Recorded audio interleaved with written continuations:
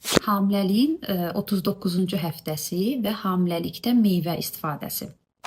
Hamiləliyin 39-cu həftəsində dölünüz artıq 3 kilo 100, 3 kilo 300 qramdır. Uzunluğu da 50-51 santimdir. Döl tamamilə doğuşa hazırdır. Hətta ola bilər ki, artıq sizin doğuşunuz gerçəkləşib.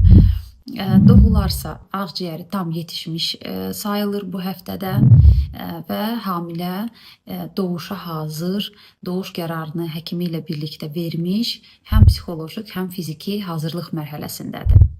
Bu həftədə fiziki aktivlik məsləhət görülür. Gün içində 1 saata qədər gəzmək, havada olmaq, yüngül sport növləri ilə məşğul olmaq, doğuşda fiziki olaraq daha aktiv olmaq üçün, daha güclü olmaq üçün. Az-az sıx-sıx qidalanmaq, bol maye içmək, ayaqlar üstə ödəm varsa maye miqdarınızı azaltmayın. Selikli axıntılar artır bu həftələrdə.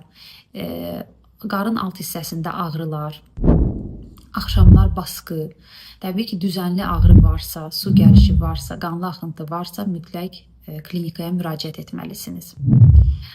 Bu həftələrdə daha sıx həkim nəzarətində olmaq lazımdır və həftədə bir dəfə non-stress test, NST və yaxud da KTG dediyimiz müayinədən keçmək lazımdır. Bu müayinə bizə dölün içəridə özünü yaxşı hiss etdiyini göstərir. Ürək döyüntüsünü 15 dəqiqə içində çəkərək bizə döldə hipoksiya varmı, döldə bir narahatçılıq, bir stres durumu varmı, onu dəyərləndiririk və həftədə bir pasiyenti bu müayinə üçün çağırırıq. Hamiləlikdə meyvə istifadəsi tövsiyə olunur, amma bəzi şeylərə diqqət etmək lazımdır. Bilirik ki, meyvə bizim üçün həm vitamin, həm lif mənbəyidir. Liflər də bizdə qəbizlik, hemoroid, yəni qarşısını alır, həzmi asanlaşdırır. Amma miqdar çox önəmlidir. Gündəlik bizim meyvə ehtiyacımız 2 orta meyvə qədərdir. Yəni xırda meyvədirsə, deyək ki, gilasdırsa, bu 1 ovuc gilasdır. Bir dənə də orta boyda alma və yaxud da armuddur. Bunları həmən yeməkdən sonra qəbul etmək məsləhət görülmür. 2 əsas yemək arasında.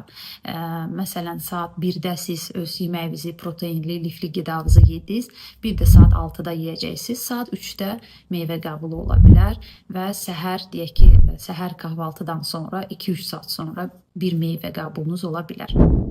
Amma hamiləlikdə çox miqdarda, bəzən hamilələr 1 kiloya qədər günə meyvə yeyirlər. Bu düzgün deyil, çünki vitaminlarla birlikdə bu meyvələrdə şəkər də var, yəni fruktoza var, hansı ki qanda glukozaya çevrilir. Bu da bizim şəkərimizi çox artırır və bizə şəkərə meyillilik yarada bilər. Dölümüz çox iri ola bilər, gərəksiz kilo yığa bilər, biz kilo yığa bilərik və şəkər mübadiləmiz pozula bilər. Gecə yatmadan öncə də meyvə istifadəsi yenə də məsləhət deyil.